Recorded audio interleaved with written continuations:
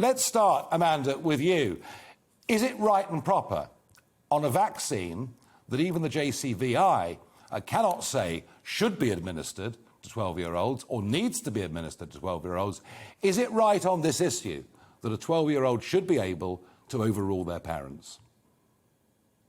Hi, good evening. And good evening. First of all, the JCVI can't make a blanket rule, which is because for some children it will be the right thing to do and for others it may not.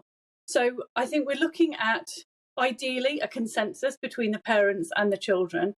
But as a society, I think we need to look at the bigger picture, and we are disempowering our children. We are infantilizing them and keeping them, almost overprotecting them from themselves for their own good. And that is contributing to the massive rise in mental health issues, because those children they're lacking agency, they're lacking independence and autonomy, and that helplessness, that feeling out of control and having to conform to everybody else's wishes or views is part of, I think, a growing problem. So are you arguing that the view of parents when it comes to 12-year-olds doesn't really matter? Not at all. I'm saying that what we want is a dialogue. And I think with a lot of these things, tricky issues around teenagers, what you want is to be able to have those dialogues where the children are listening to the parents are giving their opinions, but ultimately it's the child's body. What happens if you have an anti-vax parent, the child's best friend has vulnerable family members, and that child isn't then able to socialise with her best friend because she hasn't been vaccinated? So there are definitely reasons why at the age of 12, cognitively, socially and emotionally, children are potentially able to make that decision. And yes, they shouldn't be doing it alone. And yes, they should have the support and information from schools and parents but in terms and other authoritative sources. In terms of spreading the virus, people who've had a double vaccination can still spread the virus, can't they? They can, and I'm not an epidemiologist, so but that's not what this is about, though, is it? This is about the risk to the child and their ability to make an informed decision about. And why 12? Why not 8 or 7? Developmentally, I would say anything above 8 is potentially reasonable. I think okay. 12 is a bit safer than 8, so I think it's a degree. It's a risk benefit, isn't it? But potentially from 8. All right. Well, we've heard your point of view on this, Amanda. Let's ask Molly Kingsley, who I think has a rather different point of view. Molly, I'm very much on the side that says that parents' views do matter, especially with 12-year-olds, and especially with a vaccine that even the JCVI cannot say should be implemented. What say you? Yeah, I mean, look, I'm all for empowering children generally. I think there's a few points to actually unpick here. I think the first point actually I'd make is let's just step back, because actually it strikes me that this debate about parental consent, sure, it's important, but actually it's premature. We haven't got to a point yet of this decision having been taken. And actually, we now know if the CMO decides to take this decision, it will be a very controversial decision in light of what JCVI have said. And listening to the kind of controversy, and my sense is perhaps it's a deliberate controversy that's been stoked by ministers, because we've got, Nick Gibb and Gavin Williamson saying one thing. We've got, Sajid Javid today saying something quite different, this point about, if children are competent, we'll let them decide. And I think actually that deflects from the underlying issue, which is, should we be doing it at all? But stepping back from that, should we be letting a 12-year-old decide on something that JCVI is unable to decide on? I mean, I just think it's absolutely bonkers, frankly. Molly, that was my view.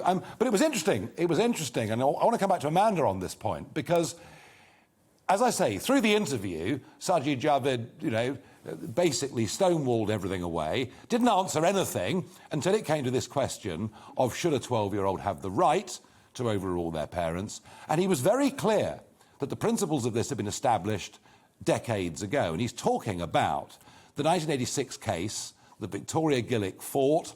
And this was about people under the age of 16 being able to access the contraceptive pill. But surely that judgment was about the pill, or do you feel it actually is about wider medical procedures?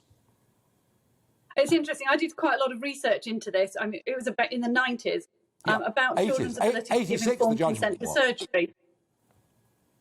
Yeah, and after that, I was looking at informed consent to surgery, and there are some really interesting principles. So one is the actual age and stage of the child. So are they cognitively, socially, and emotionally able to process it and understand things like the permanence of death, the risk, weigh up hypotheticals?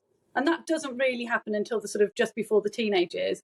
But then the other thing is their life experience. And if you can have very experienced 8-9-year-olds who've been in and out of hospital for years, know what pain is, and have seen people die, understand that, and they can be in a better position to make an informed decision than a 15, 16, 17, 18-year-old who's never had to deal with any of that before. So there's a biological sort of age component, but there's also an experience component. And I think this is where I believe that this should be left to the children who are 12 and above to make their own decision about what happens to their body, given that they are developmentally able to weigh up risks like that.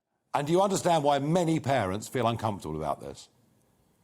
Absolutely, and I completely understand. Parents want the best for their children. They have that fear of the unknown, fear of a lot of things. But as a general rule within society, I worry that we are over-parenting our children and keeping them too young and stopping them taking control of their own lives. I'm not sure, Amanda. I maybe think if there's a bit more parenting, there might be fewer social problems. But thank you for giving us your point of view. And Molly, I want to ask you, is this something that your group or others might actually try and fight through the courts? I mean, I think the thought that we can rely on Gillick, and, I hear all of those arguments, but I think, first of all, it goes directly against what the NHS say. So let me just read you that. The NHS say in relation to the COVID-19 vaccination programme, it would rarely be appropriate or safe for a child to consent without a parent's involvement, and a parent's consent must be sought prior to vaccination.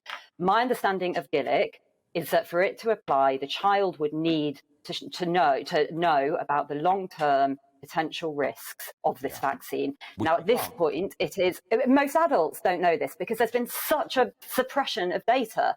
So I just don't understand. There's no quantification of risk and benefit out there. We would all really like to see that. I would like to see that as a parent, and on behalf of all the other parents us for them represent.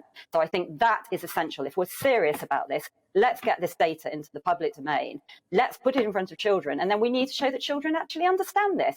The other thing, and I think there is a point here about we also need to take into account the wider climate. These children, like many of their parents, have been subject to a fear propaganda campaign for the last year and a half. You only have to look at things like the BBC video, that's been circulated about, you can still say yes to the vaccine if your parents want you to. But Molly, it's all for your own good. It's all for your own good. Government knows best. Anyway, thank you both of you for contributing to this debate and putting passion on both sides of it. Well, viewers, you know exactly where I stand on this. I have to say, if the JCVI don't absolutely think that this should be given to 12-year-olds, then I don't think parental consent should be overridden at all. Welcome to the GB News YouTube channel. You can watch us live 24 hours a day, catch up on your favourite shows, and join in the conversation in the comments below. Don't forget to subscribe and you'll never miss any of our exclusive content.